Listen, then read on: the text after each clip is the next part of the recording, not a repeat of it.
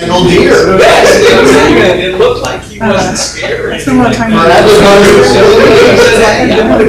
Thursday night, He and then, busted up one of who was it? Is it? Yeah, sure. So he busted that, and then swam around. He didn't like that. Deer don't like that. All right. I take it we got all our money from Microtel? Yeah, and then they leave Marvin's flight. We'll talk later. We'll talk later. I didn't remember the last names, but yeah, it was good. Hello. They were super friendly. Yes. Okay. He's on our way. Sarah will be able to. Yeah. Is Ashley coming? And Ashley's coming, so as long as Brian's here too, so that was good. Yeah, so it was really good. And just lots of good. He was regimented, right? Yeah, I thought so. Now everything's It's not- it's not gonna be, right? Yeah, that's what I Elevators always break it down. People that live with it upstairs. Stalls everything. He's pretty good at it. Mostly. Well, they said next year it's gonna be a social more than. So that's the issue. It's the main, Yeah. because it's been like over 2 weeks.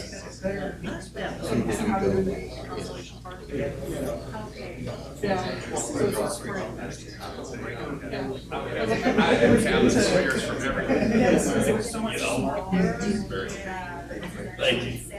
Yep, and then they're like, oh, mutually. You snuck in here. It's good now. And then they talked about it. Even with brother, I'm just tired.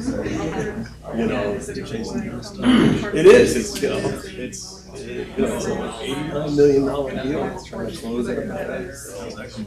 It's, right now, everything's looking good. You know, we've got a little bit of a tranche of money that we have to do, but it's, I think everything's set to do it, so. But, the only thing I'd say is, you know, in deals like this, they can fail for a million reasons outside your control. There's just a million things you gotta put together, right? And somebody may say, I don't like that. You know what I mean? So, it is. Oh, maybe, yeah, the Region 14, yeah, which is probably, sounds like it's the same thing from what I'm telling, it's the same group, so. Yeah, no, I thought it was fantastic. Just the different topics. Yes, I did, I bought my white hooded outfit, I went to my white hooded dinner. Yeah. Lady in what? I know. And then, With your blonde hair. I met with the state program over there, so I got to consult with them. But they talked like Larry Taylor was there, talking about all the stuff they're doing along the coastline. Yeah, Updates on that. I think he's the greatest. I really like him. You know, It was really, I have so many notes. yeah. Yeah, I thought it was definitely. Yeah, correct.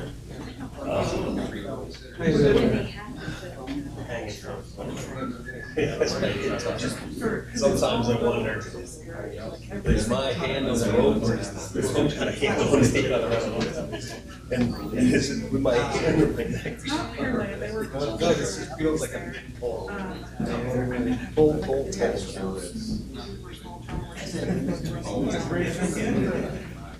Pardon me?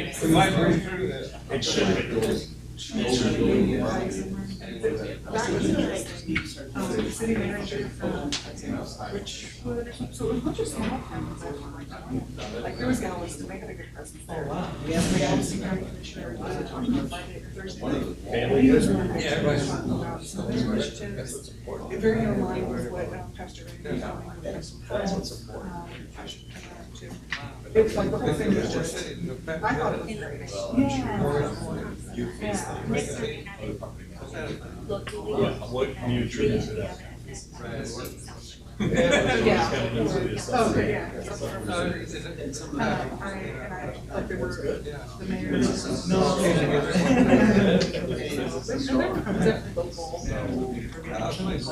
Everyone seems to know where Nassau Bay was, though. Like, yeah.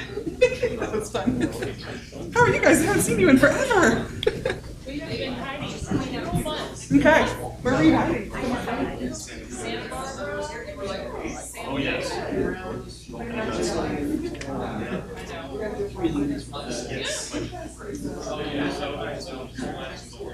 I knew he was going to be out, but I actually called him this morning and forgot. Hey, how are you?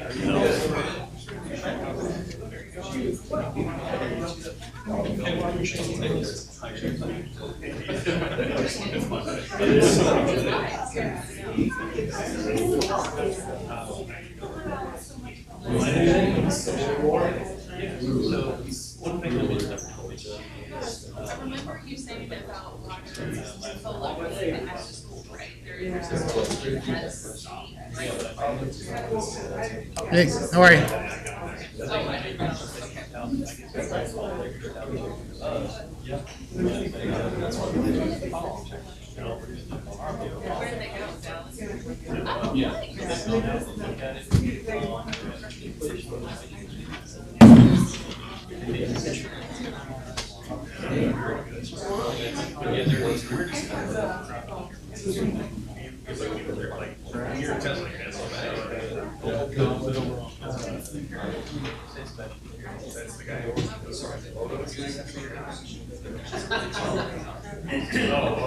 That's what I'm doing. He still has cases bill here in Nassau, correct? Somewhat, yeah. But Okay. yes, but they, Thanks for doing I that. think they've escalated their. That's what I'm saying. That's Somewhat. That's what I mean. That's my polite answer. You know, everything I've seen, it needs to be escalated. I think they've escalated their interest. Yeah. Because Somewhere. last Thursday, we got a call on the boat that was sent over to our dispatch, from League City's dispatch. Yep. And that's the reason I reached out to them again. I said, why don't we get calls forwarded? And then Saturday, there was another call from a gentleman who lives in League City that called apparently both us and League City. Yeah, good. This was Dr. Linder was on the phone and talking to him and explaining to him that it was somebody from League City showed up because he had them on speaker and also so there was a freeway. So they're getting calls over there too. So, Okay. yeah, I don't know exactly what they're going to be able to do, but they can't. It's a big safety issue right now. Yeah. I mean, it's a huge safety issue. I didn't know Tom knew about it. Yeah, no, Tom called me probably about 2 or 3 o'clock and told me that they went out. So How's it going? I didn't call you. I forgot to see you tonight, so I just let you know. You all right? Fired up again tonight?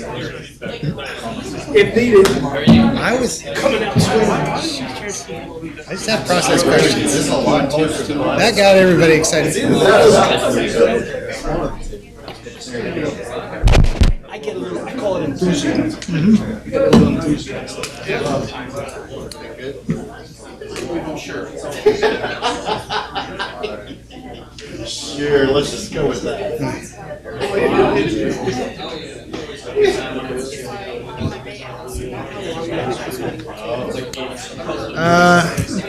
Thinking probably 2 hours. That's my guess.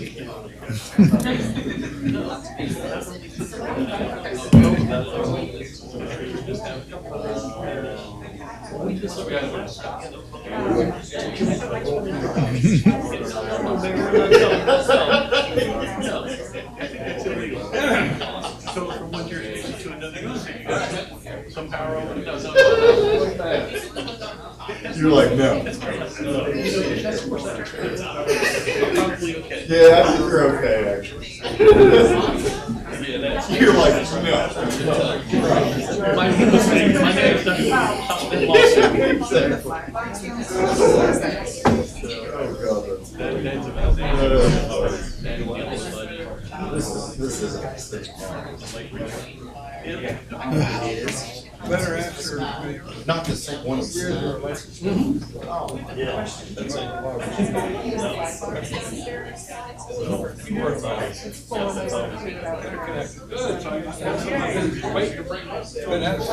Yeah, let me I do. Unfortunately, I think I have the coin today. Key to the city? They must have seen something, or did something. That's good, that's good. It's also the.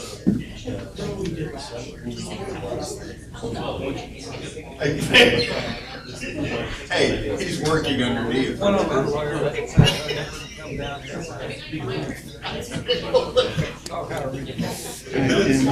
so far away from everybody down there. Haley's walking in. Hi. Leaving 6:30 in the morning.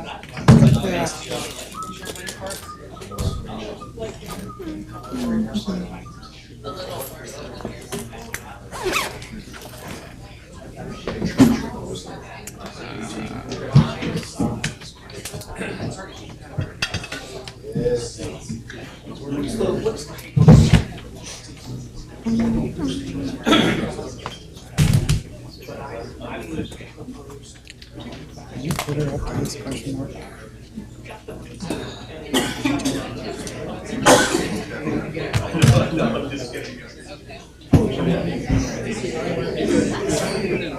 No. Oh my gosh. This real quick. Love it. Hey. How are you?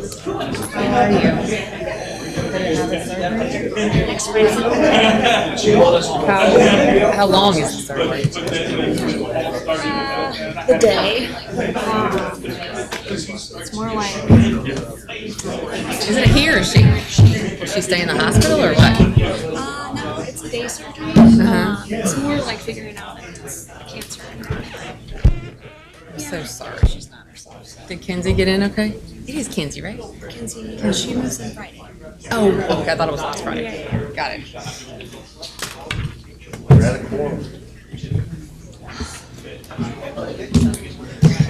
It's 7 o'clock. I think I'm going to Yeah, move on let's because go.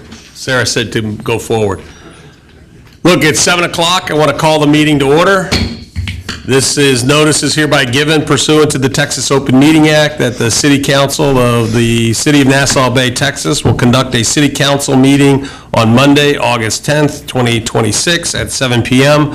Location, City Hall, Council Chambers, 1800 Space Park Drive, Suite 200, Nassau Bay, Texas. We have been called to order. Roll call, let the record reflect that all are present except for Councilman, Councilwoman Waterwall, and Horton. But I believe Councilwoman Horton is going to be joining us momentarily. She said to go ahead anyways. So it's a roll call. Moving on, I'd like to invite Reverend Miller from the Nassau Bay Baptist Church to come provide us the invocation. Let's pray together. Heavenly Father, we come before you tonight acknowledging that you are the creator of heaven and earth, and all authority ultimately comes from you. We thank you for our community, for the people who live and work here, for those who have been entrusted with the responsibility of serving our city.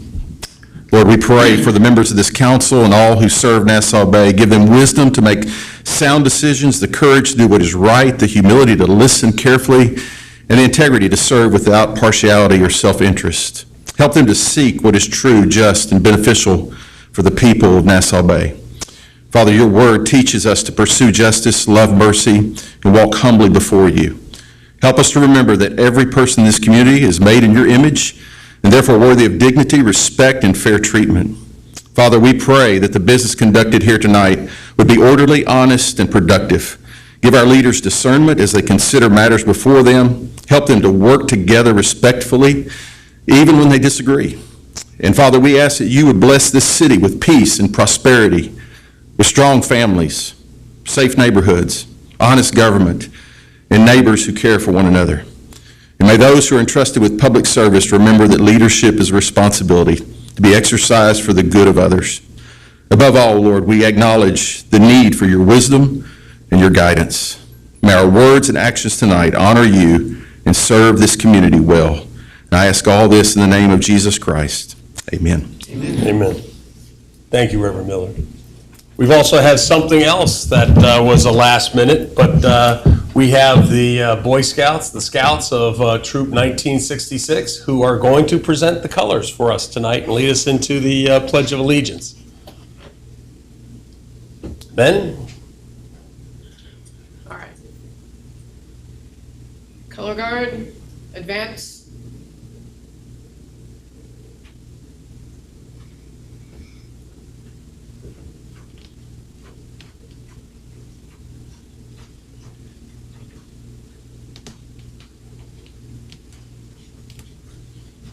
Color guard, halt. Color guard, post the colors. Please join me in the Pledge of Allegiance. I pledge allegiance to the flag of the United States of America and to the republic for which it stands, one nation, under God, indivisible, with liberty and justice for all. Now for the Texas Pledge. Honor the Texas flag. I pledge allegiance to thee, Texas, one state, under God, one and indivisible. Color guard, about face. Color guard, retreat.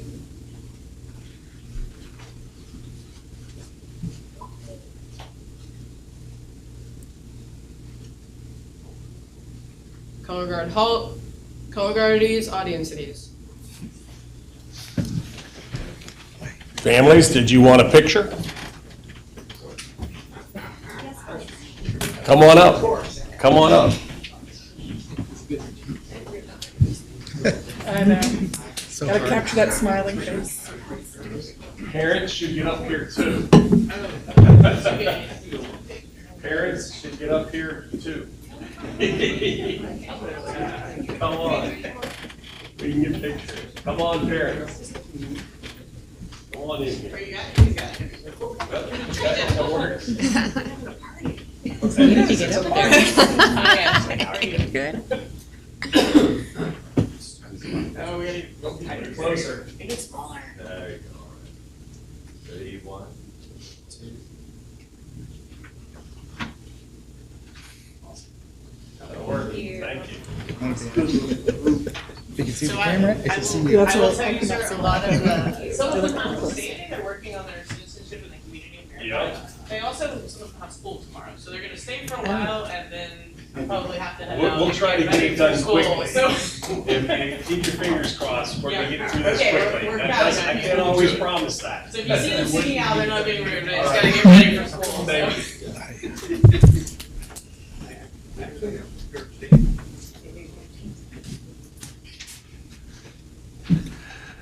Okay, moving on to the next agenda items, which is the citizens' comments and public hearing. Anybody who would like to come up and address council, please, this is your time. There is 3 minutes, and you just need to make sure you do your name, rank, and serial number when you come up. Anybody want to, in this, hold on a second, it's 7:06, so the citizens' comment section is open. Open. Thank you very much, appreciate it. Jim Stowe, Hereford Lane, Nassau Bay, 40-some odd years. Thank you, city council members. So I got a little prepared statements here, so appreciate everybody. You know, I had the honor of serving on the Nassau Bay Maritime Committee and rotated off just last week, and it's been so interesting. I recall, and I had pictures, but computer didn't do it. I recall back in 2020, we had a 16-foot little Boston whaler. And I had a boat parade that I organized. We started from the Nassau Bay Yacht Club and went all the way to the Hilton. The Coast Guard helicopter follows around, took photographs. The Kima Boardwalk, they rendered honors to the parade, to the boat, to the first boat that was in. And it was in honor of the military. So I've been doing that stuff for years. So it kind of just reminds me of, you know, being on the Maritime Committee, how much improvement the city has done from having a little Boston whaler to now having a really nice, sturdy patrol boat. So that I had some pictures of all that stuff, but with the internet, I didn't complete it. So I want to say thank you to the city and to the Maritime Committee as we move forward in the next year. There's a lot of things we'll do. I will continue serving in the Dead Boat Society. We have a lot of issues along that area, in the Nassau Bay cleanup and all the waterways. So thank you guys very much for serving. Appreciate it. Thank you. Thanks, Joe. Nice t-shirt, Pete.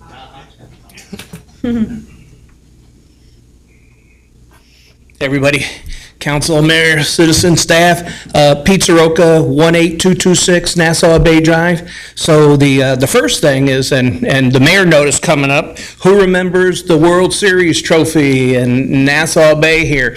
Well, guess what? Our Astros are in first place right now. Hanging on, it's not a huge lead, but they're in first place. So I'll continue to wear this until the playoffs either end or they're eliminated, but that was number one.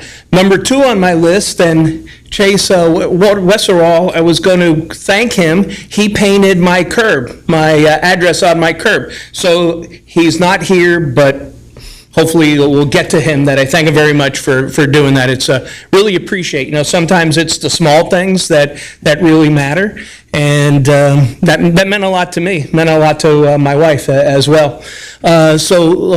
Third thing I have on my list is that I noticed that two of my neighbors on Nassau Bay Drive that are due to have their houses elevated have taken down their elevation sign. So that causes me some concern. So I don't know, Jaime, if the financing all through, is this phase of 19 fill, is this on track? I haven't heard anything about the elevations, and it's been quite a while. But them taking down the signs causes me, pause. If you don't mind me to interject, I know of nothing that is anything from a standpoint that would intercede that. Again, it's the option of the homeowner as to whether or not they want to go forward. But my understanding is the funding for that is available if requested. So I just put that on the radar. And, we're your eyes and ears sometimes out in the neighborhood, right? Mm-hmm. Got it. And then let's see, what was I going to have lastly for that? That was the elevations most importantly. Lastly is the one, and I think Paul's on this, but the new high-profile house, 18202 Nassau Bay Drive. The one that's, 5-6 years now, and it's been red tagged, green tagged, HOA lawyers. Well, nothing has happened since we talked about this the last time, right, at city council meeting. I mean, nothing. But I noticed driving over tonight, I took a look at the house. It's red tagged right now. So that's not necessarily a good thing, because that's exactly back where we were when they were red tagged and they don't have to do anything, and the clock's not ticking against them. So I was hoping that Paul would be here or somebody would know something about that. There's a lot of good things going on right there. Okay, all right, good. I can talk to you afterwards. All right, so hopefully, the Astros will do it for us, and we'll be able to schedule another World Series party of the Champions Trophy. Right, we'll do that. So that's it. Thank you. Appreciate it.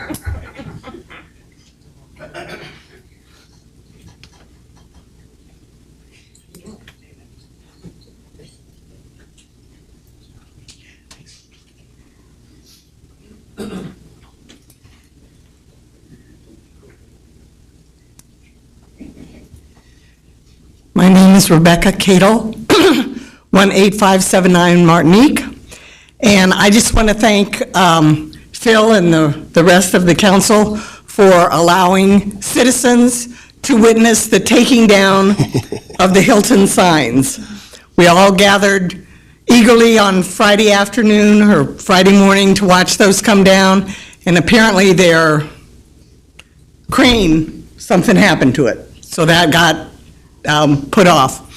So then on Tuesday, they had some guys rappel down from the top and then take the letters off and hoist them back up to the top of the building. And it was very, very interesting, and I just want to thank you for allowing the residents to be a part of that if we wanted to, and providing us with water and other beverages. And Juice and cookies. Juice and cookies. So anyway, if you didn't get a chance to see it, I'm sure there's lots of pictures around of the of the guy hanging off the side of the building. Thank you. Anybody else?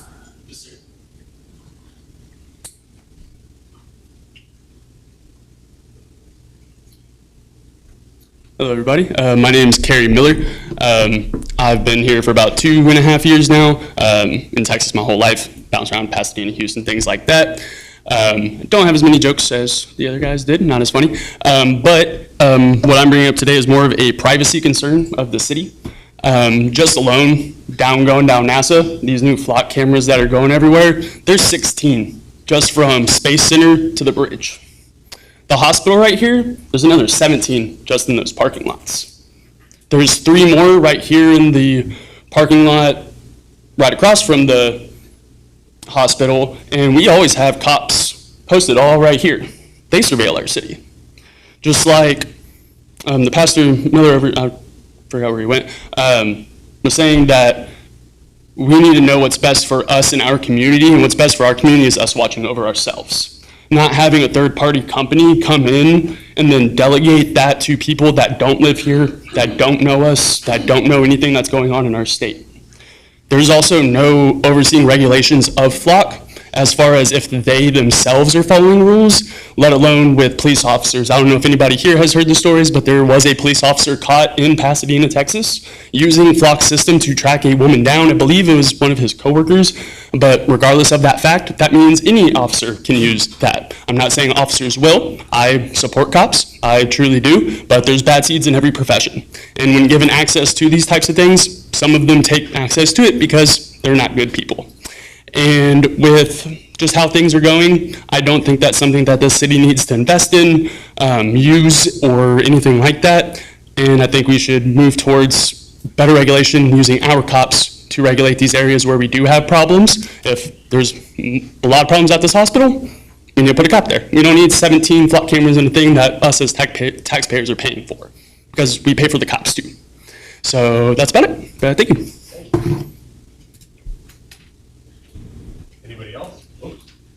Anybody else? This is your time. Going once, going twice, 3 times. It's 7:15, and the citizens hearing or the citizens comment section is done. The next is the councilman comments. Lucy? Yes. First, thanks to everyone who got up and spoke, and thanks for those of you that have served on committees. We really appreciate everything that our volunteers do for this city. Back to school this week, as was previously mentioned, school starts up, so expect changes to kids' routines, buses on the street again. Be careful and look out for those kids. I went to the HGAC/TML Region 14 meeting over this past weekend. It was actually really good. The Galveston County Commissioner was there talking about what Galveston is doing for mental health, so it made me really proud to think of what Nassau Bay is doing for that as well.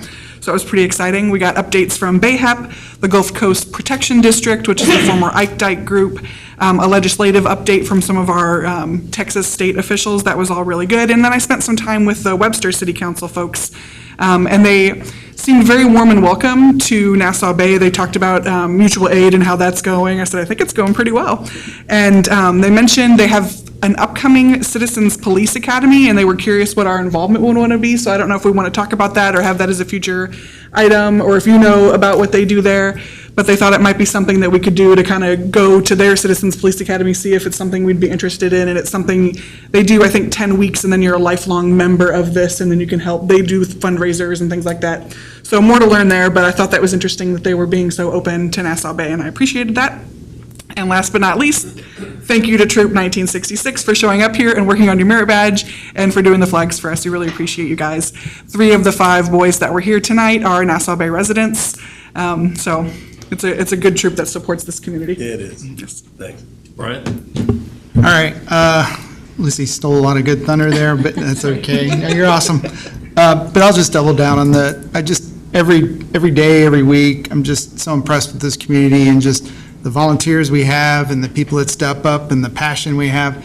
So this is an awesome community. I see it all the time.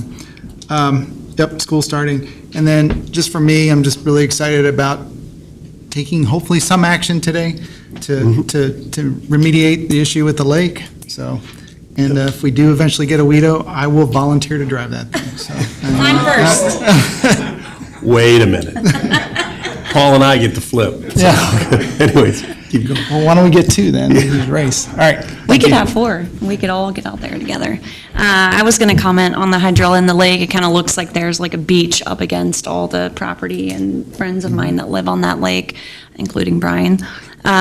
So curious to see where we're at with that. I'm not sure if mowing it is the right thing, because like all that spreads out in the water and then continues to grow. And I think that's what we're what we're seeing now. School starting, of course, and I appreciate the police force following the buses and being really attentive to the children and making sure they're safe during that. Outside of that, yeah, thank you to the troops for being here and, still in the thick of hurricane season. Actually, we're approaching the busiest time of hurricane season, so just stay ready. I do have one question, Mayor, and I know Paul's not here, on some of the drainage replacement that's going on in our neighborhood, and if what streets are going to be involved in that. So like Point Lookout and I think it's San Sebastian or Saxony. They've got all their concrete out there. I want to understand, like, is that expanding? I'd like to understand. You don't have to do it right now. In your segment, I'm please sure you address will. that. I'm sure you will. Please address that. I think it would be helpful for the residents to know what exactly we're doing. I know Jim lives on Hereford, same as my street. It floods right in the middle because there's only one drainage outlet, and we all go out there together and clean out when it's actually flooding. But actually, from my house to the middle of the street, it backs up pretty much a lot, and so the residents are curious to know if there's going to be some more drainage outlets put in or not. So that's all I have. Just in time, Sarah. Sorry, I'm a little late. My daughter had a dance thing. Just wanted to, I think I kind of may have heard Brian talk about the algae issue in the lake. Obviously, we're addressing that tonight with an agenda item about a WeDo. And otherwise, nothing else really to allow. Back to school, so it's been a chaotic week for us, but school buses will start rolling around again, so just be on the lookout for that. And I don't think I have anything else to allow, actually. Ashley? I echo everyone's comments. I'm not going to repeat, but great comments from all members of council. Really excited about Margaritaville and seeing those signs go up. It's really finally a reality. It's been a long, long road from all of us, and it's just, especially Phil. I know he's put a lot of time and effort, and Paul, and counselors, everyone, so thank you for that. Did want to bring up the National Night Out is coming up. It's on Tuesday, October 6th, so Chief, I'll be reaching out to hopefully coordinate with the police department and get some block captains, so if any of y'all want to talk to your neighbors, or last year we got with our neighbors and had a blast, so keep that in mind. And then also just want to give a shout out and kudos to Jaime and team and all the chiefs for all the budget work that they've done. We kicked off budget meetings. They started last week. I'm excited that we don't have one tomorrow since we had a meeting tonight, but just want to say thanks. I know it's a lot of hard work, and Maria too, so thank you. That works. Thank you, Ashley. I've got a couple things. I do want to say about and emphasize the back to school, just because Officer Hank Hughes has retired and is not following it, and everyone knows a stickler he is. Don't believe we're relaxing it. So at least in honor of his service, remember to be careful around the school buses, because they will be around. I also have to give a humorous shout out to the neighbor who has the yard of the month, who also put out again with the concrete work, and apparently it seems like the gods of maintenance have decided that everything intersects at that property. So I get their frustration. I wish we could be more coordinated to have it around a certain property, but we can't because they're big projects.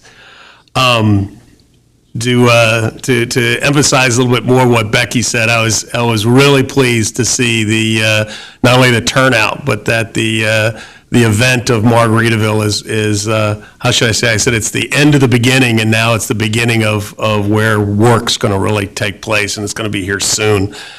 For your information, we have saved the two blue signs that were on the ground level, and we have 2 of the H's, the big one, and then there were 3 other ones that were smaller, but we kept the big H and the little h, or the other size H, so we'll be able to keep those we have them in safe handling.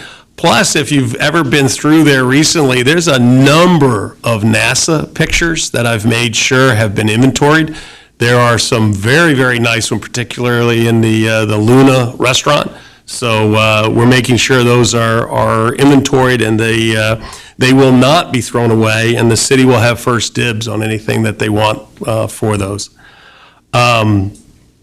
The other thanks goes to the police department, particularly even here just as today. A lot of focus on that boat out in the creek. I'm very worried that even though it's outside our jurisdictions, the citizens of Nassau Bay and the boaters for that will probably be most affected by that location. If you haven't noticed, it is taking on quite a bit of water. I was even, the chief mentioned there may even be some hatches open now, and the action even taken today to be able to maybe have a knock on somebody's door. I hope that does occur, because it's a danger, and it's getting even more unsafe. And it's even, if it really goes under, then it's going to be even more hell to pay, pardon my French, for lifting it out, even though it's no easy task right now. So I appreciate the effort on that. My call out goes to the fire department. Becky had made mention, and here's a story that it gets a giggle, because that property seems to always have interesting stories. But the first try was to take a boom truck to go up 180 feet in order to be able to grab the signs off there. And for whatever reason, they couldn't get it. A sensor was going off. They think it was bad there, so they ordered another one. And in the process of moving the one out of the way, the guy thought it would be great to put it up the ramp on top of the parking garage. Anybody in code or in the fire department or other people who's in the building department know that is a structurally unsound piece of parking garage, and they fell through. So if you, the good news, bad news was the guy was up in the man holder, and it actually hit to make sure it didn't go all the way through. So there's about a 20-foot by 20, crater if you go up there. It's all sectioned off, but it actually went through enough to break the deluge system for the fire suppression. So all the alarms went off. We had the whole volunteer fire department come out, which was good because the guy was kind of shook up. But between that and taking the League City folks out today, even to look at that boat, the volunteer fire department, thank you for all that you do. You really made a helpful situation out of another story for the books for the Hilton, as well as helping out. So I appreciate it. That's my shout out. So thank you for all you do. And with that, we'll move on. Really quick, I see we have a scout from another troop that's not 1966. I don't know if he'd like Is to that- introduce himself.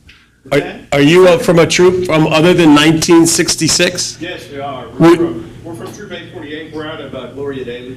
Out of Gloria Day? Yes, sir. Very good. Well, welcome. You, we had the colors presented tonight, so, but we welcome. That's two in the neighborhood. We're discussing how we do it and how we do it. That works. Yeah, Well- we're right down the street as well. Thank you for attending. Absolutely.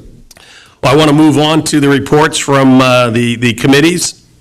Paul Lopez is on vacation, so he'll be out, so we'll just move on to the police department. Chief?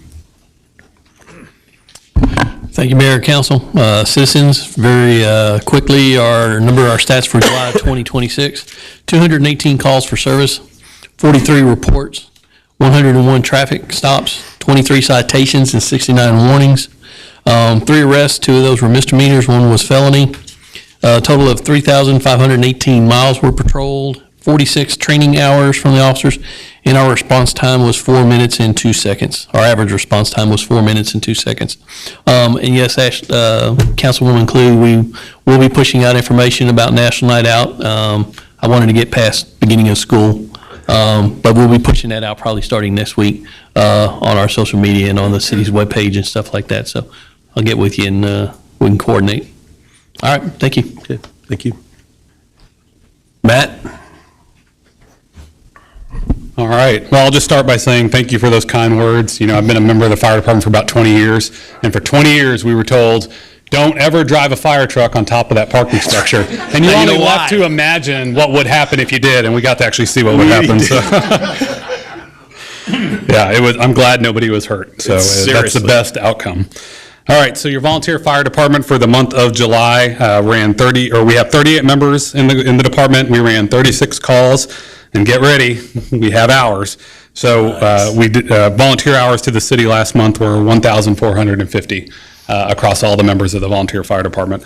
There's been a lot of work, as you guys have known, with the new system and getting these hours. This is probably a conservative estimate. We're not quite there. We have a lot to do, but to err on the side of conservatism and provide numbers, we stand at 1,450. But just thank you to Tom and Chief and all the folks that have worked hard to try to get this new system up and running to where we can work with it and get you the information that you're used to seeing. Correct me if I'm wrong, though, that at 1,000, just at that per month is 120,000? No, 12,000. So that would be if you figure like 2080 man hours. Yeah, about 20 full-time equivalents. Yeah, well, Not quite. So I'd say just for that 1,000, and we usually average a little bit more than that. But yeah, we're somewhere by the end of the year, somewhere around there, Mr. Mayor. And I say that because if we had to pay for that rather than the volunteers, I want to make sure everyone here in the audience knows what that financially means to us as a city. It's unbelievable. We are extremely blessed that we have a lot of residents in the city, but even folks who are outside of the city that see the opportunity here, whether they're intrigued by the fire service or just an opportunity to serve in one way or the other, that come forward and donate their time. So we are very blessed. Yep. Thank you, Matt. Yes, sir. Thank you. I don't see code enforcement. Are you taking care of that, Elias? Yep, thank you.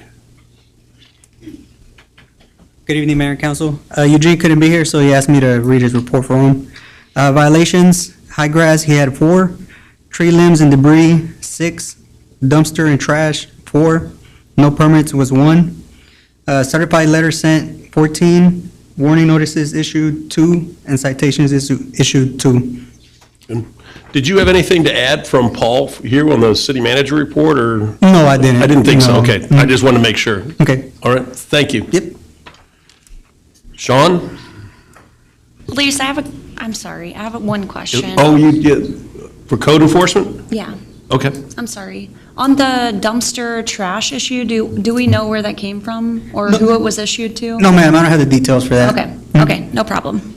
Also, I mean, I don't know who I'm telling this to because code enforcement isn't really here, but I'll say maybe Chromie will listen to it and relay, or you, Elias. But the fence between Shipley's and Akimi still just looks so bad. I mean, I know that in the past I've said this and they've been issued citations and I think they've repaired it. But it is not up to snuff in my idea of what repairing should be. I think that probably the whole thing needs to be hauled down and replaced with a new fence. Anyways, it just looks, every time there's a rain event or anything, it just looks more like it's, a 2-year-old could poke it and it would all fall apart. So I really think that needs to be, maybe we need to issue some warnings and see if they can fix it. I'll get with Eugene and have him follow up. All right, thank you. Thanks. Good evening. In July, the EMS department ran 107 calls for service. We transported 70 patients. Our average response time was 5 minutes and 44 seconds in the city, and we had 7 mutual aids to Webster, and they came in 7 times, so we're nice and even. I've noticed you managing that very well. Well, it's just, it's not me. Sure, it's not. It's not Sure, me. it's not. It is what it is.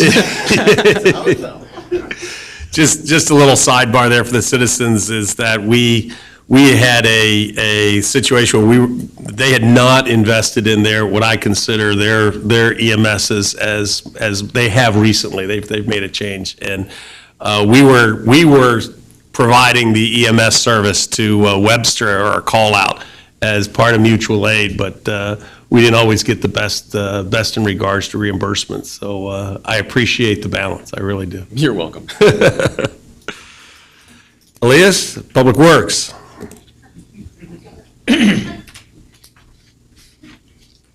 So I'll start with the drainage at Point Lookout and San Sebastian. What we're doing is we're widening the inlets at that intersection. The pipe below ground is big enough to handle more volume, so we're just widening it to allow it to drain faster. Sorry. So the plan is just for that one intersection? For now, yes. We're doing an assessment citywide to see what else we can upgrade. Okay, thank you. And for the water line project, to date, 17,900 feet of line has been installed, and the contractor is working on restoration. For the water department, 1,500 meters were read for utility billing. One water leak was repaired at 1807 Davon. For the wastewater department, a leak was repaired on the forest main at 2045 Space Park. 300 feet of sewer line along Cape Bahamas was cleaned to improve flow and capacity. For Parks Department, city parks were treated for ants. Sprinkler repairs have been ongoing, and the parks crew continues tree trimming around the city. For facilities maintenance, the yearly inspection was done on the elevator here at City Hall, and the windows were cleaned. Any questions for Elias?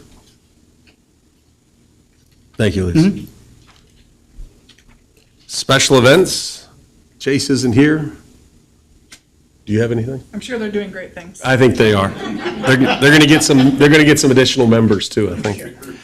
Parks and Recreation, Nancy?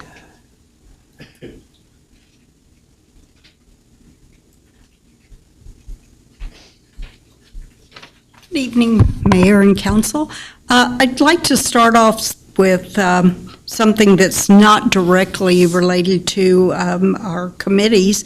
Father Mike with St. Thomas Apostle Church contacted me. They're having a ribbon cutting this coming Sunday at 11:15, and it's about a public art memorial that'll honor the Black people of color and women's contributions to NASA. And it'll be out in the side, back or front side of the church. Our dear mayor and Adrian Garcia, Charlie Bolden, who used to be a parishioner there, and Bernard Harris, Bishop of Texas, will be there to cut the ribbon. So he contacted me to see if Keep Nassau Bay Beautiful could do anything, and that's certainly keeping our city beautiful. We are kind of still in a holding pattern with a lot of our things, staying busy, but we've got the waiting on the dog park benches to be all the same. Public Works just hired another new person to work. I want to compliment Kurt Clausen and Carmen, and I'm sorry I don't know Carmen's last name. They were wonderful going around and hanging all the decorations for the city and the banners, and our city looked very festive for the 250th anniversary for our country. It was kind of cute because Kurt and Robert Villarreal, they were working hard, but they also had 4th of July shoes on, and that didn't make the compass rose because I took a picture of their feet. I just thought that was a little above and beyond for our guys. So the adult exercise equipment should be here probably next week. I'm hoping we can get that area cleared out, given everything that's going on. We are waiting on the shades for the tennis courts. They should be finished pretty soon, and the committee has a meeting with Smash Design this coming Thursday.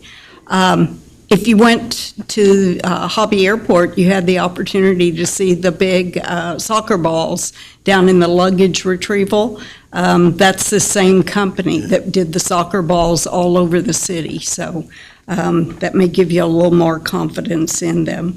And then the best thing that happened in July was our Bay Area Symphony, the five-piece brass quintet came and played. We had over 150 people that attended. It was awesome. It was really a nice, lovely evening. The temperature was nice, breeze, and these men played their hearts out for about an hour and a half, and it was just a really fun thing to bring back to the city. The mayor's wife had done it about 20 years ago, and it's time to revive some of these wonderful things that Nassau Bay's known for, and build up these traditions and things that we're proud of. So we're looking forward to talking to the mayor and council about doing some more in the upcoming months, and just opportunities to bring the city together besides playing. Thank you. Thank you, Nancy. So Mayor, I have Brian's update for I have it here too. Oh, okay. Yep. You go ahead. Yep. It says, Mayor and members of council, at our last meeting, we discussed additional danger wildlife signage to be placed by the entrance to the cove so that boaters can be altered to the potential dangers there. Danger wildlife would be couscous, our 13-foot alligator. I've noticed the things there, but I'm glad Brian really has taken to that. Elias is looking into a 2x3 or possibly a 3x4 sign that will go with the larger 4x8 entrance sign. We also wish Jim Stoa well as he departs the committee, and welcome Carl Dreschel for his next 2-year term. On Saturday, August 22nd, from 10 a.m. to 2 p.m., the U.S. Coast Guard Auxiliary will be setting up a vessel safety check day at City Docks on Upper Bay. All boaters, including kayakers and paddleboarders, and welcome to come and receive a free voluntary vessel safety check that will help boaters ensure that they have the required equipment to keep safe on the water. Upon completion, and a VSC 2026 decal will be issued that it is good for the remainder of the year. Unsuccessful inspections can earn the decal by fixing the deficiencies and scheduling a reinspection for those items. Inspections can be done in the water at the city's docks or with a boat on its trailer on the northbound side of Upper Bay Road. This will be a first-come, first-served basis. Our next meeting is September 9th at 4 p.m. And I just want to salute the work that the Maritime the Maritime Safety Committee has done. They're doing some really good stuff. And with that, I'll move on to more of the items on the agenda. So here we have the consent agenda, and all matters listed under these items are considered routine by the City Council and will be enacted by one motion. There will not be a separate discussion of these matters. If discussion is desired by any council member on any item, that item can be removed from the agenda and will be considered separately. We have 6 items here to be considered, so bear with me. Each one of these, according to our city secretary, has to be read. Consideration and possible action, the approval of the City Council July 13th, 2026 regular meeting minutes. B, consideration and possible action, approval of the Economic Development Board, January 30th, 2026, regular meeting minutes. Consideration and possible action, approval of the Economic Development Board, February 17th, 2026, special meeting minutes. Consideration and possible action, the approval of the Economic Development Board, March 5th, 2026, special meeting minutes. The consideration and possible action, approve the Economic Development Corporation, EDC, mid-year report. And consideration and possible action, approve the annual work plan and EDC proposed budget as amended if required for fiscal year 2027. Does anybody have any issue with one of these that they would like to have pulled out and discussed separately, or is everybody okay with the consent agenda? I move to approve the consent agenda, items A through F. Do I hear a second? Second. Second by Brian. Any further questions or comments? Was it? Is it written in our bylaws that, that council approves EDC minutes? Is that how, I mean, I know we've been doing this for, I just. I believe that's right. It's just, I'm just it's a procedural question, I suppose. My understanding that is correct, that all minutes come here, that it's meant to make sure that they come before council. So that we read them, right? That's the thought, Correct. is that we know what the EDC is doing, right? Correct. And so the EDC, we approve our own minutes and then they're sent on to council? Correct. Okay, yes, I was just trying to remember procedurally how that worked. Yeah, correct. Okay. Yep. So I'm okay with either Brian or Haley, so I saw a hand and then I heard a voice. So seconded by Brian. Any further comment or question? Then I'm going to call for the vote. All those in favor? Passes 6-0. Moving on to the next one, which is old business, which is council update, presentation by Pastor Randy Miller regarding the Nova Vita Workplace Empowerment Academy project. Pastor Randy from Glory Day, thank you. Awesome. Thank you, Mayor and Council, for inviting me to provide an update on Nova Vita Mental Wellness Center. I'd like to invite you to imagine a man who works in the industrial sector right here in the Gulf Coast region. A few years ago, he was struggling mentally and emotionally, and it was showing up at work. He missed shifts, he had an irritable attitude, and he had inconsistent performance. And we've all seen this. That kind of slow decline that costs companies real money and it costs workers their livelihoods. His employer wondered how long they could keep him on. Then they reached out to us at Nova Vita. Today, he shows up for every shift. He's productive. He has an improved attitude. His boss is really pleased with his performance, and he's bringing his best to his industry and to his family. That's just one person impacted by Nova Vita. And when you multiply that story across the many businesses and individuals that make up Nassau Bay, you begin to imagine the impact that this council and the EDC is making as you support Nova Vita. You invested in Nova Vita because you believe that mental wellness isn't a soft issue, it's an economic issue. The mental well-being of this community is inseparable from our economic health and is vital to the continued growth of Nassau Bay. My name is Randy Miller, and I serve as the Vice Chair of the Board of Directors for Nova Vita. I'm also one of the pastors at Glory Day Lutheran Church who provides office space for this venture. Nova Vita is an expression of Glory Day's vision to serve those struggling with life circumstances. As an independent 501c3 nonprofit, Nova Vita exists to provide accessible professional counseling that restores mental and emotional well-being. So when you provided ED funding to Nova Vita, you wanted to fund progress and growth, not just ideas or aspirations. You wanted us to not only create jobs, but also serve the community well and prove that we can operate responsibly. So tonight, I want to show you what we did with that trust. In total, we've had 7 clinicians deliver mental health services through Nova Vita. Keep in mind that not all of them were full-time right away. And we've also added additional staffing to handle our operations and our back-end processes. While we've experienced some attrition in our staffing along the way, I'm pleased to say that our headcount currently stands at 5 full-time equivalent staff. And we're in active conversations to add more staff to our team. Since the day we opened, there have been 832 appointments. That means our clinicians have shown up for this community 832 times, 832 moments when Nassau Bay provided help and assistance to those in need. And this doesn't include the hundreds of people who have served through workshops, community events, and outreach efforts across this area. And it doesn't include the countless hours that members of our board and others have volunteered their time to show up for their community. But based on Matt's report, that inspires us to count those volunteer hours so we can report those out.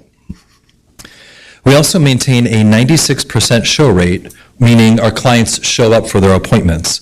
So this tells us that we continue to provide high-quality services that clients appreciate.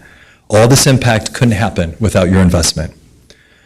One of the other ways we restore mental health and well-being is by conducting workshops that are free to this community. We've offered at least 5 workshops, including one at one of the Big 4 accounting firms about emotional well-being in a high-performance work setting. And we were honored to partner with the Nassau Bay Fire Department on how to process trauma, because our first responders sometimes carry emotional struggles that most of us will never see. So big thank yous to Chief and Matt Roper for hosting that workshop for us, and we'd love to be back again.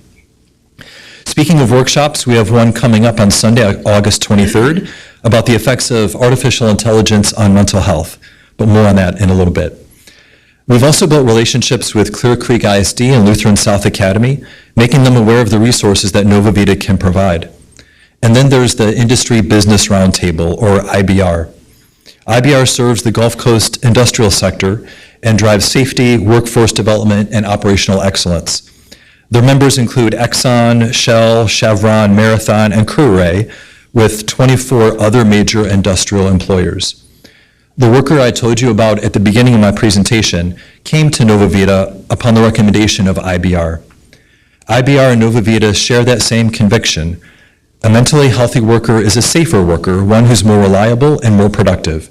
So it's good for employers, good for employees, and good for Nassau Bay. One of the other areas you wanted us to explore was how we might address the rise of drifters moving through Nassau Bay, people who are experiencing homelessness and look to Nassau Bay for support. We are now providing mental health services to the clients of Family Promise of Clear Creek. Family Promise helps families who are experiencing homelessness in the Clear Lake area. Last year alone, Family Promise served 213 children and prevented 100 evictions. We're also providing services to the residents of Everybody's Place, an organization building permanent supportive housing in Galveston County, and they're expanding to multiple sites. So when you put those two partnerships together with Nova Vita, you're helping us make an incredible impact. Family Promise prevents evictions, Everybody's Place provides permanent housing, and Nova Vita is the thread providing mental health services across the entire continuum. Nassau Bay's investment in Nova Vita helped pull all that together. I'd also like to update you on our leadership team. We've strengthened and expanded our board of directors by adding more members who bring business expertise, financial acumen, legal skill, and have deep community roots here in Nassau Bay. While everyone on our board is passionate for this work, none of us are licensed, certified mental health professionals, with the exception of Dawn Peterson, our chairperson and Nassau Bay resident. So we knew in order to launch, we needed a clinical director who is licensed and certified in the state of Texas and has the credentials and expertise to supervise clinicians. After we launched and took our first steps, we learned we also needed a director who had all of those attributes and had a team who could strengthen our operation and had demonstrated experience scaling up an organization. And that's where our partnership with Dr. Cam Kramer comes in. He is our site supervisor and lead consultant. He's licensed in Texas and has over 33 years of experience. And his organization is the leading provider of mental health services in the Corpus Christi area. His team carries a combined experience of over 180 years delivering mental health services in the Nueces County. We didn't just hire a clinical director in Dr. Kramer, we gained a partner who knows how to strengthen our infrastructure, build a solid team of mental health professionals, and scale our efforts. Another area you wanted us to pursue was to diversify our income streams. A big step towards financial sustainability was pursuing medical insurance panels. We now can accept Aetna, Medicare, Blue Cross Blue Shield, and Boone Chapman. We have 2 insurance approvals still in process, Medicaid and TRICARE, and they'd be game changers once we get them approved. Every new insurance panel means that more people can access our services, and it also reduces our dependence on grants over time. We've also expanded our fundraising efforts. We've held a few fundraisers in the past, and we're hosting a fun run right here in Nassau Bay on Saturday, October 16th. We'll have a 5K run and a kids dash with that. Marathon and Kruray are among our corporate sponsors, and we've raised all told so far $20,000 in sponsorships and pledges. A week after the fun run, we have an event called Wing Wars that will be held in Clear Lake Shores, and the leaders of that event have chosen Nova Vita to be the recipients of those proceeds. The EDC asked for a report on our income streams, so our team ran a report from October 1st of 2025 through July 31st of 2026. We wanted to match the fiscal year of the EDC budget cycle. So for income, we report a total revenue of about $194,000, and here's how that breaks down. From foundations and grants, we've received about $150,000. For fundraising efforts, we've raised about $17,000. Insurance payments, we've received about $11,500. Out-of-pocket payments, where clients pay out-of-pocket for the services, we've raised about $10,000. And from individual donors, we've raised about $4,000. We continue to take steps to increase our visibility and expanding our social media presence and submitting our events to publications like the Compass Rose. You might have seen some of those in the past few months. We've done all of this and more while keeping our overhead lean. About 89 cents of every dollar we spend goes directly to clinical services and counselor fees. So in closing, I hope that I've been able to show you that you've funded a proven organization that has built a team to deliver high-quality mental health services. We've improved the lives of many individuals and families in our community. We've strengthened key community partnerships and recruited leadership with the expertise to scale what you helped us to start. So on behalf of our team and the families and the individuals we serve, we thank you for what you've already done for this community. Another exciting update after the EDC meeting a few weeks ago is we're going to launch another location in Friendswood next month. So as I invite your questions and observations, I have a folder with more marketing materials. If you're at the EDC, you receive this, feel free to take it and pass it on. If you don't mind, Maria, I'll go through those too. And then we also have stress balls that we want to give to each of you, just in case you encounter any stress or anxiety about anything that you face in life. So. In the folders, you'll find a flyer about Nova Vita, a business card. You'll see a flyer about the AI workshop that's coming up in a few weeks. You'll also see information on the fun run that's coming up and sponsorship opportunities. And there's also some ideas for future funding requests that we're considering as we continue to move forward. So, any questions? Thank you. Any questions for Pastor Andy? Just job well done. Okay, thank you. Thank you, Mayor. Thanks. Appreciate it.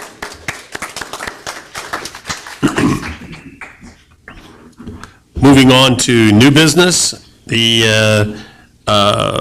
first item is consideration and possible action. First reading of ordinance number 2026-0810-1, an ordinance of the City of Nassau Bay City Council authorizing the sale and issuance of the City of Nassau Bay, Texas combination tax and revenue certificates of obligation, Series 2026, and approving other matters related thereto. Good evening, Mayor, Council. So for this agenda item, this will be delayed until the October council meeting. This one, right? Oh, that's correct, because we chose, so you actually need the first and the second one tabled, or just the first one? Just the first one. Just the first one. Just, if you remember at the workshop, and for those here, we had looked at different ways to do the financing for this certificate of obligation, and the option that council chose by consensus to help out with the financing is one, the Attorney General says we have to do it at the beginning of a fiscal year, not at the end of a fiscal year. So that has to be tabled, so I need to have a motion to table, if I could, please. I move to table the first reading of ordinance number 2026-0810-1. Do I hear a second? Second. Second by Haley. There's no debate. So I'll call for the vote. All those in favor? Passes 6-0. Next is the consideration and possible action, resolution number 2026-0810-1, a resolution of the City of Nassau Bay City Council to approve and authorize a publication of notice of intent to issue certificates of obligation for the design, acquisition, construction, improvement of certain public works, and authorizing certain other matters related thereto. Yes, so since we're moving into October and we're adding the capitalized interest piece, we must do another publication. And that publication will be published on August 19th and August 26th. And we'll also need to post it continuously on the city's website for at least 45 days before the October 12th council meeting. Any other questions or comments? For the folks in the audience, this is the beginning of the final act to raise $4.3 million in order to acquire the fire ladder truck that's supposed to be delivered by February 1st or thereabouts, 2027, as well as the new pumper truck, which will probably be about 2 years after that. But we had given the authorization for that to be a PO to be able to save the cost escalations. So we're funding all that, plus renovations to be able to house all the different vehicles. Yeah, so that's what this is what we're doing here. Okay. Then we need to take action. Do I hear a motion? I'd like to make a motion to approve resolution number 2026-08, it's the same number.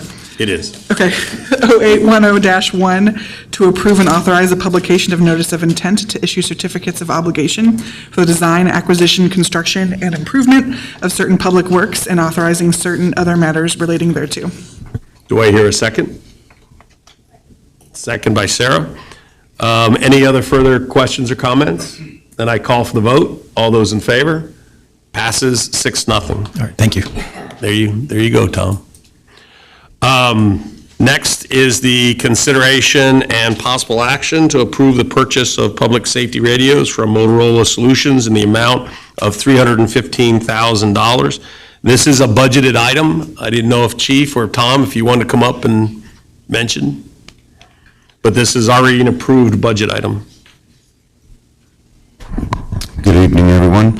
So this is a continuation of a replacement of all the radios that public safety uses. Last year, if you remember correctly, we spent about $150 and bought all the new handhelds for the PD. These are all the handhelds and 6 mobile radios that will be used by fire, EMS, and police. So that's what this purchase is. Any other comment? Jaime, anything else you want to add here? No, we're just utilizing HGAC. Yep. The purchasing cooperative board. Yep, correct. Any other questions, comments?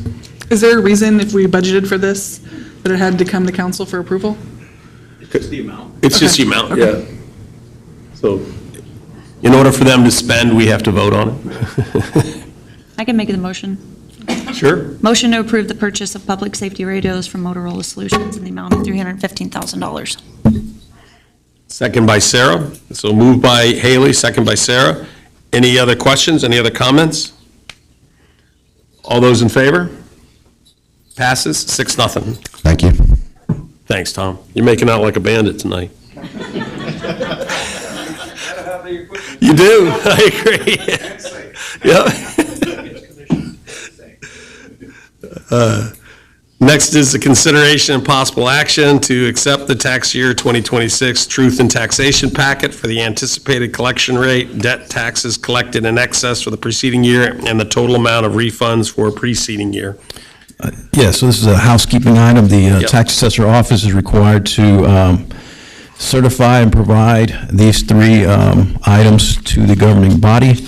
So those items are the collection, let me see here, the anticipated collection rate, debt taxes collected in excess for preceding year, and total amount of refunds for preceding year.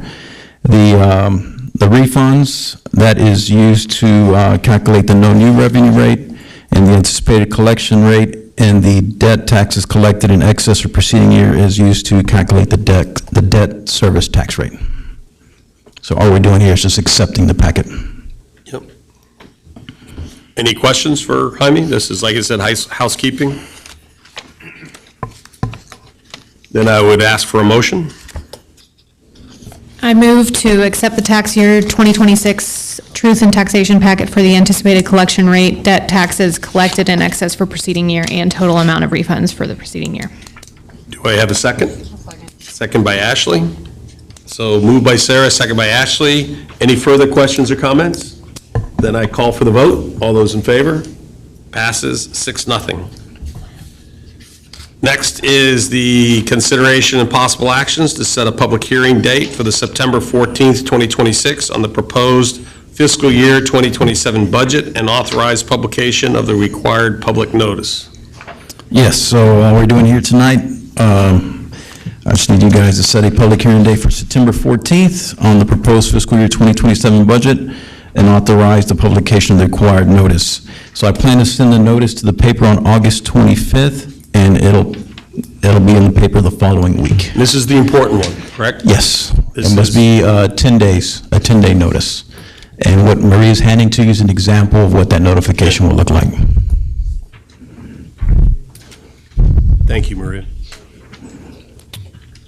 So the section in the middle that says the budget will raise more total property taxes, we only include that if we anticipate being a tax rate increase. If not, that language is not included. Which if properties have increased, it should be, right? At the same same tax rate unless you equilibrate it, right? Yeah, so all it's saying is, you calculate your no-new revenue rate, and if you have a higher rate than that, then we have to include the language. So what this is really doing is wanting to make sure transparency and visibility is given to any time revenues go up, even if your tax rate stays the same. That is correct. Okay. Any other questions? Do I have a motion? We're really working hard without Chase tonight. Yes, I know. But I can read too, so here I go. I know, it's good. I get it. I move to set a public hearing date for September 14th, 2026 on the proposed FY 2027 budget and authorize publication of the required public notice. Do I have a second? Second. Second by Haley. Any further questions or comments? Then I call for the vote. All those in favor? All right, thank you. Passes 6-0. Next is consideration and possible action regarding the appointment of members to open positions on the city boards, commissions, and committees for the terms expiring July 31st, 2028. And correct me here, Maria, my understanding is there are no contested positions, that there is positions available for everybody for that, or did we get some late ones? Not for these. Pardon me? We don't have any contested. Yeah, correct. So in other words, everybody who has volunteered to serve, there is a position. I still believe the last time I counted, there's one position left in special events and one position left on the Board of Adjustments? There are, Or help us with that. we, at the last council meeting, council appointed one person to the special events committee, which now that makes it full with these four. Okay, okay. So from that standpoint, since there's nothing contested, I would certainly entertain a motion if somebody would be desired to just nominate those unless there's an issue. But I believe if people are volunteering and there's no seats being contested, we should welcome all volunteers, or at least that's what I would hope. So I need a motion. I'll make a motion. Do I need to say the names? Do you need the names? Okay. I would like to make a motion to nominate John Haugen to the Board of Adjustment, Jason Small to the Maritime Safety Committee, and four members to the Special Events Committee, which are Kenny Gonzalez, Jill Abel, Evelyn Hung, and Connor Huford. Do I hear a second? Second by Ashley. Any other further questions? Any further comments? Then I'm going to call for the vote. All those in favor? Passes 6-0. And that leaves a couple positions, just one at Board of Adjustments, or? One position on the Board of Adjustments and two alternate positions on the Board of Adjustments. So, yeah, so we still have that. I mean, I'm going to encourage the people who are on there to see if they can do that, but it says we still have some recruiting for the Board of Adjustment. Okay. Thank you for this process. I think it went a lot faster, and I know it was less work on your end, or the organization helped eliminate duplicative work. Like duplicate is like tenfold. So I appreciate that. Better. Yep. The next is item number 7, which is consideration and possible action to approve and authorize the purchase of an aquatic boat and the attachments from WEDO in the amount of $105,407.50, plus administrative costs for the purpose of managing hydrilla and algae, anything that's floating on the, growing from the bottom or floating in Lake Nassau. I don't know, Elias, if you're planning on speaking this, I'll say something here. I put this on here because I know, like everybody, we've had our phones going off. It has gotten to be a pretty difficult managing, and even the contractor who's doing that was supposed to be out 2 weeks ago. Mm-hmm. And you mentioned that there's even a maintenance issue there, so it's gone on quite a bit. So I'll lead with that, and you can take over. Okay, yeah, so I have the fact sheet from Paul. The action desired is approved purchase of a WEDO aquatic boat and attachments from WEDO boats in the amount of $105,407.50. Key issues is for removal of hydrilla in Lake Nassau. Hydrilla is aggressive and disrupts the aquatic ecosystem, recreational boating, and swimming. Hydrilla forms dense, tangled mats on the water surface that may attract snakes. Outsourcing aquatic mowing, to date, we spent $24,670. That's for the contractor to come out and mechanically remove it. By purchasing this, monthly mowing will be done in-house for preventative maintenance as needed. The funds are available for FY '26 AMR meter project, $100,000. The AMR project was pushed back to FY '27. Well, that's what you're asking to do here. Yes. Correct. It hasn't been done yet. And that's probably where there's going to be a lot of the discussion, but keep going. Okay. Time sensitivity, the WIDO quote expires 8/14/2026. Benefits to be expected, improvement, aesthetics of Lake Nassau, removal of hydrilla and overall aquatic ecosystem improvement. And then also attached with this is the WIDO sales quote and the sole source letter. Yep. Any questions, any comments? I mean, obviously I stare at this stuff every day in my backyard. I had spoken to Paul about researching, ways of eradicating it. There is concern that mowing this stuff makes it replant and grow stronger, right? So then it becomes more of an issue. So I understand, obviously, I want this stuff to go away. And we did, Phil, you and I have been on a text with Paul about this too, about exploring, the grass carp idea, or speaking to Danbury Farms, which is it's a group that manages lakes and ponds in the area, and that guy was very helpful, I think, to Paul. He said, Elias, do you know anything about any resolution with Danbury Farms? Have they said, because he was going to do he was going to research some sort of chemical treatment to kind of eradicate it, not just obviously mow it. I know he met with them and also Texas Parks and Wildlife, but I don't have too many details. I've got an update what's the there. update? So that's now in my field, chemistry. This is a good herbicide, but I'm going to be quite honest, with the things here, I don't think it's going to eradicate. I think that would be there. It might help control once we get it down. But, when it's that large of an invasion, the amount that we're doing is not going to do it. It's, I think you'll see some killed areas that it might do that, which has a concern on my part anyways, because then you'll have floating dead material, which even puts more stress on it. So I think that program, if you have a mower in conjunction, will work, but by itself, it will not. Yes, I'm in favor of a multi-prong approach. I don't think we need to just do the mowing. I think we do need to research some other avenues in addition to mowing, because I think the mowing, plus that's going to be a big burden on Public Works to have to do this constantly if we don't find some sort of way to control it other than that.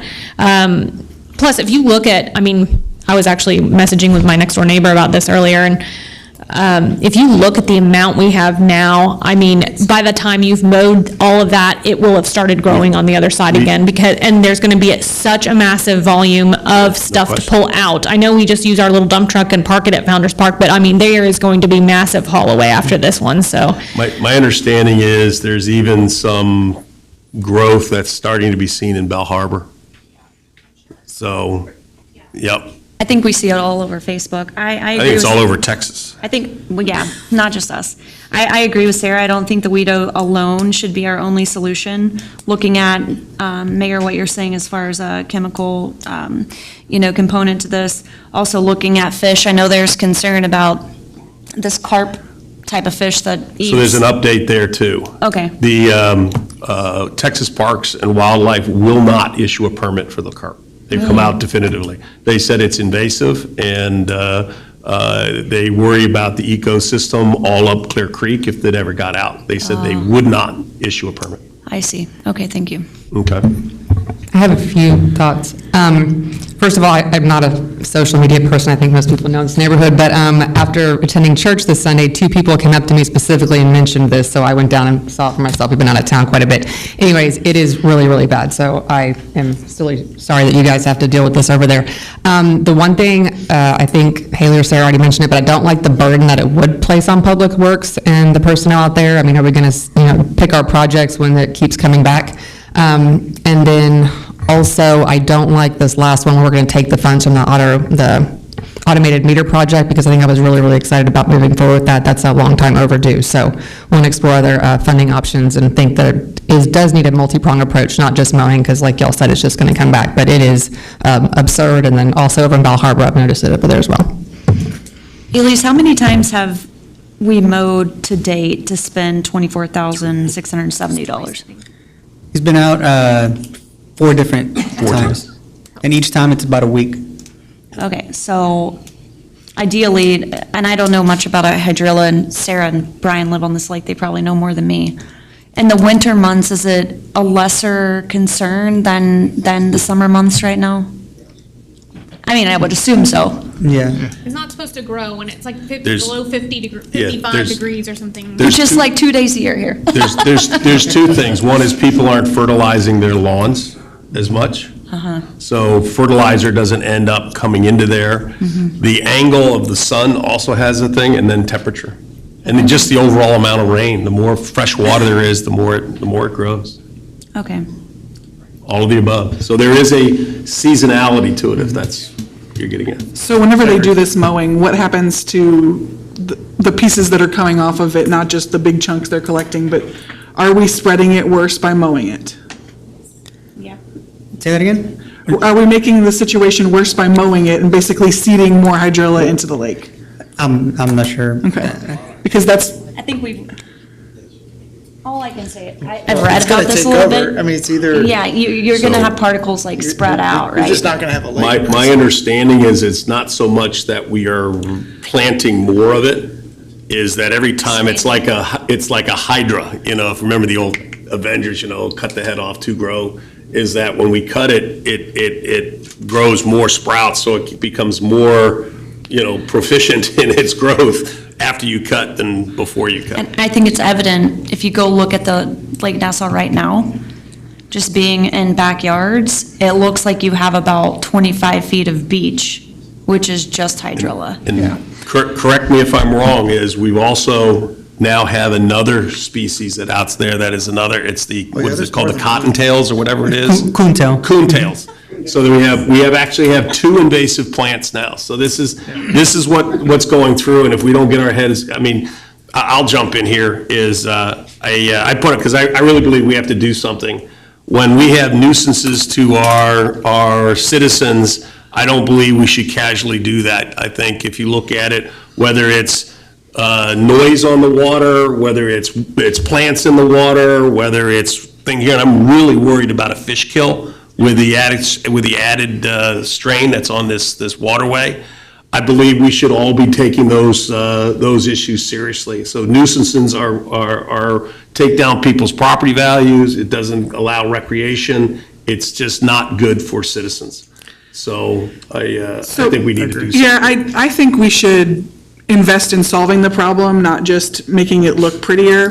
When I looked at, Texas Parks and Wildlife and Texas A&M, both recommend not cutting it, and if you need to get access to something, they say do it, but they have better ways.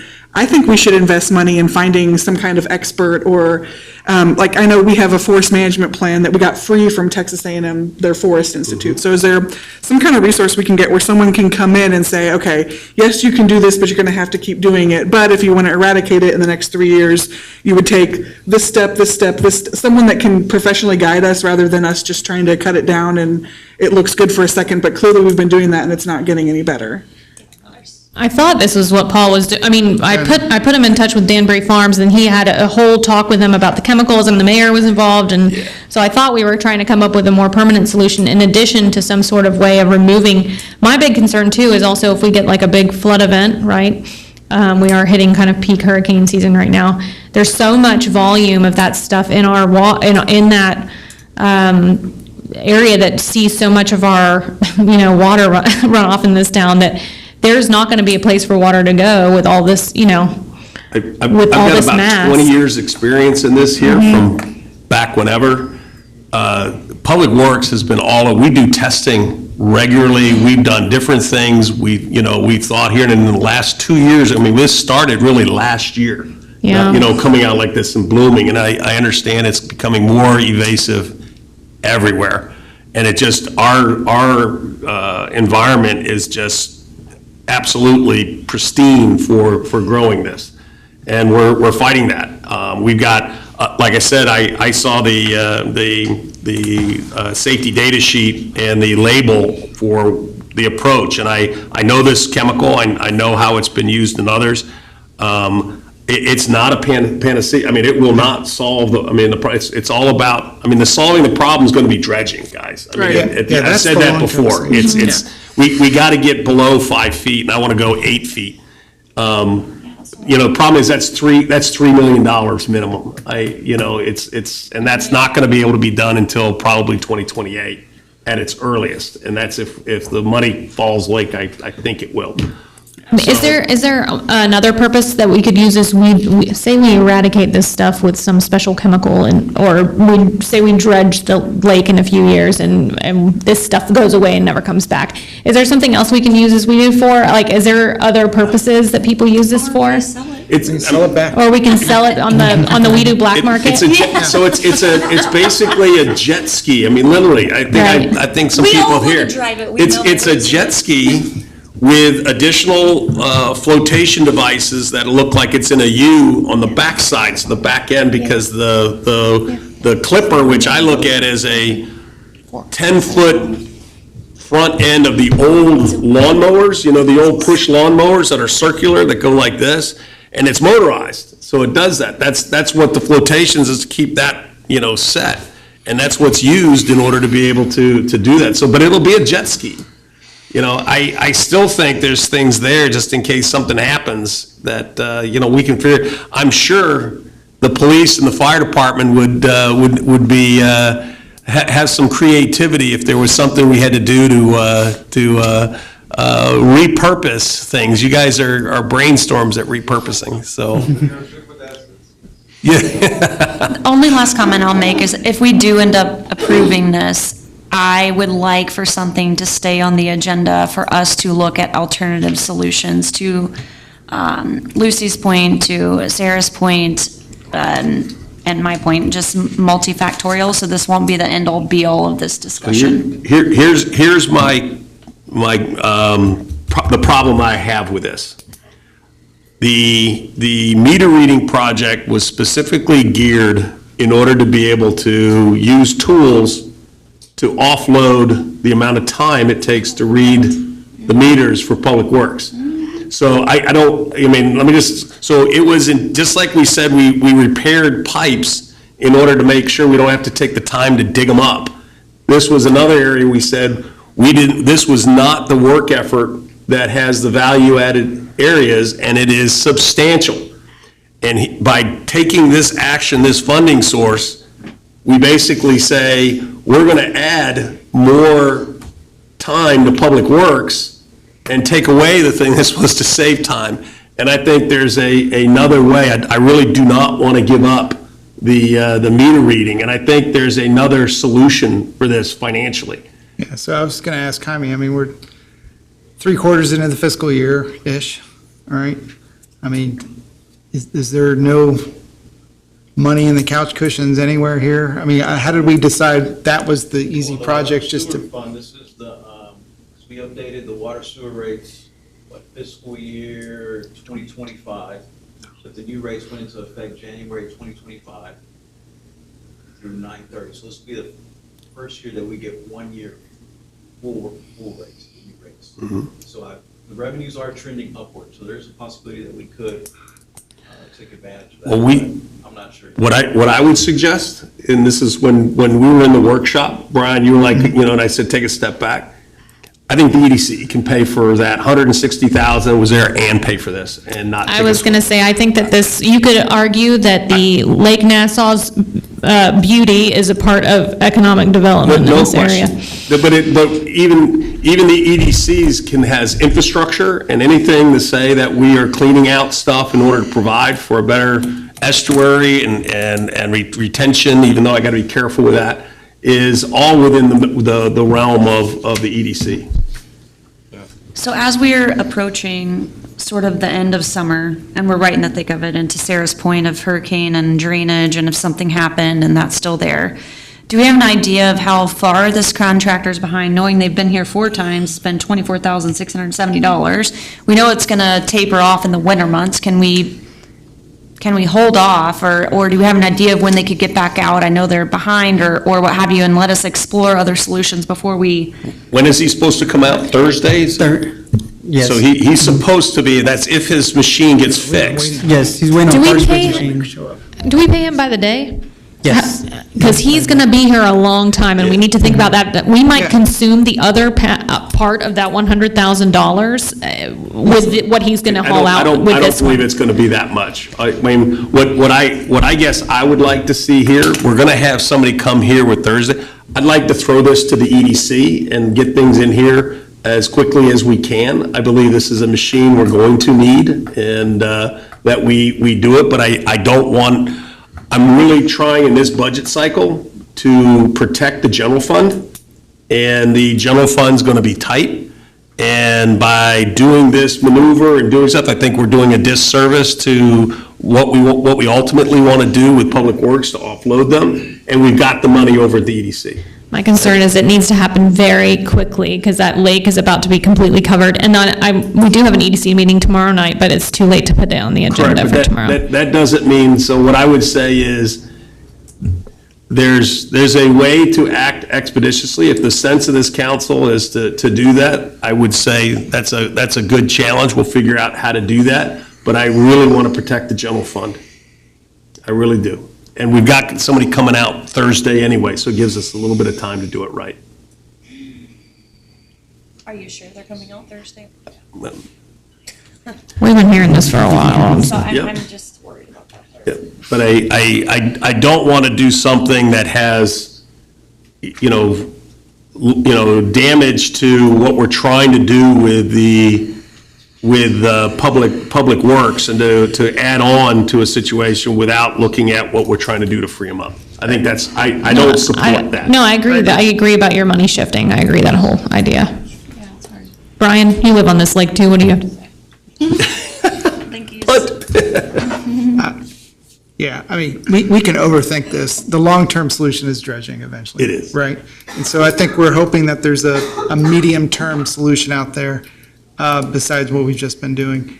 And if there was one, and there's hundreds of communities out there fighting this, I think there would be one staring us in the face. And I'm all for the multi-pronged approach. I just want us to be careful. We're going to be among another 100 communities all trying to search for that solution that may or may not even be there. So I understand, universities and others can say this is the wrong approach, but what I want to hear is what is the right approach? And if communities aren't getting that right approach, we got to do what we can. I don't want the perception to be that Paul and Elias have been doing this, outside of, they thought we were doing the right, and it's just gotten that much worse. Oh, sure. So I really hopefully do. nobody took that speech wrong. Yeah, so I'm all for, I just feel like now we're just down to we got to do what we can do, even if it's just pushing the rope a little farther. And I also believe this is something that makes us different, is if we've got a nuisance to our citizens, and this is a nuisance, we need to take action. Yeah, I agree. Personal opinion. And I just don't want this to create a double taxation issue on the general fund when we have the funds over in the EDC. So you're thinking put the we do on the EDC agenda? Mm-hmm. Okay. And look how the EDC and the city can work together, and we've done that before, too. And Phil, you said there's an expeditious way for you to do that more quickly than waiting until next month? Yeah. But not there would be. tomorrow, for sure. Not tomorrow. But we're going to have, I don't know whether it's going to be Thursday or the following Monday, but, imminently, we're going to have a guy out there. We're next on his list, and he's just got to get the machine fixed. Do we know that the attachments that we got, the boom cutter and the loader with bucket, are the appropriate attachments Yes, to do what ma'am. we need to do? Okay. Yes, ma'am. Silly question, do we get a warranty with this thing? I mean, it's. So like a 3-year whole warranty or It's like something on an there? expensive car, obviously. Yeah, I don't see anything here, but I can find What's out. on I'm that? sure it'll Okay. come with some sort of On the quote. warranty. 3-year hull and deck warranty. And hopefully you guys get some training. Hopefully they'll offer that as well. Yes, it comes with training. I mean, is there Is there any other safety aspects that you need to train upon to use that, as far as knowing you've not mowed water before? That your personnel would need, They'll provide all the training. but no extra cost to that? No. Okay. I think with anything, when we do something to step out capability-wise, it's going to take training. I did see the guy out there rocking the music when he was out there, so. He was. So Jaime, with this, is there anything that we can do, to say, to authorize to the EDC, or to look at this, or to provide that direction of council? Is there anything procedurally that we can do, or is that something you and I got to deal with afterwards? The intent is to purchase the machine. It is. So, Greg, I would say maybe authorize and maybe have it funded from the water sewer, and then have a discussion with the EDC if they're willing to reimburse the city for water sewer. Have they named it as a project? No, they haven't. No, we'd have to go. We don't even have it in the water and sewer either. So Yeah. right now, we could fund it through the water sewer and then go to the project process. Can I suggest this is at least to say that there's, authorization to do this, and let us come back. If I have to do a special meeting to get this or something, there's going to be another reason for a special meeting anyways. Let's do that. But I just don't, I don't want us in the sense of urgency to do something that has collateral damage that we wouldn't want done, is where I'm at. So what do you want to do? So are we deferring this one then? So does it help to have, just say that the city would, we would authorize the purchase, but we just don't know the funding, or just wait and for us? I guess it does, because we don't have the funding for it. We don't have the funding. So, Not at this time, unless you're gonna, so consensus would be, we can have consensus that we're going to come back to council to find a way to do it right. So it'd be no action. Yes, I agree with that. Yeah, because it's just, That's the best. but I wanted to have this yesterday, if I think I was quoted. Yeah, it's going to be really hard to tell my neighbors no action on this tonight, No, because it's they're, not that I it's mean, no it is. action. I know, but it's just, I mean, I know we have a plan of action, but I'm just saying I have had nonstop contact. I mean, as you can imagine, from neighbors, 3 this way, 3 this way. I've heard more from one neighbor than I have my entire existence living in Nassau Bay So in the two- last 2 weeks. The two that I get most is music out on the water and lilies out on the water, right? I mean, it's about our waterways. It looks like. Or alligators. saying. What's our alligator wrangler up to? Does he Does he mow? does he mow lakes? I mean, I don't know what else we can do. I mean, I don't think we do this. Instead of taking no action, can we, I don't know the formality of this, but well, we're going to table it. Or if we just authorize pending, financial, that at least says we're Or taking. that we are taking it to the EDC in a certain timeframe? Yeah, or I wouldn't even mind a motion to say we authorize, the city manager, the mayor, and the finance director to expeditiously find the financing, and we pre-authorize the approval to purchase once funding has been determined, It's all right. right? How about Using a that? multi-prong approach. Yes. Not Yeah. just a we do. Yeah, correct. But I would need a motion for that. If There you go. Get that out of your mouth. I'd like to do it myself, but I can't. I move to authorize the mayor, the city manager, and the finance director, and the public works director to work towards a solution to deal with algae in Lake Nassau expeditiously. To authorize the purchase. And to authorize the purchase of a WeDo. And the financing necessary to do so. And find the financing necessary to do so, with the thoughts of a multi-prong approach to permanently eradicating the algae in Lake Nassau. That was a long motion. Feel free to say. Do I have a I second? will second that. That was beautiful. Do we have any other questions or comments? Then I'm going to call for the vote. All those in favor? Passes 6-0. With that, we're moving into executive session. This is, so here, God dang it. The City Council will now hold a closed executive meeting pursuant to the provisions of Chapter 551, the Texas Government Code, in accordance with the authority contained in it. It is 1, Section 551-071, the Texas Government Code, consultation with the city attorney to discuss legal matters regarding pending or contemplated litigation pertaining to Microtel. And 2, Section 551.087, Texas Government Code, deliberations regarding economic development negotiations. It's 8:32.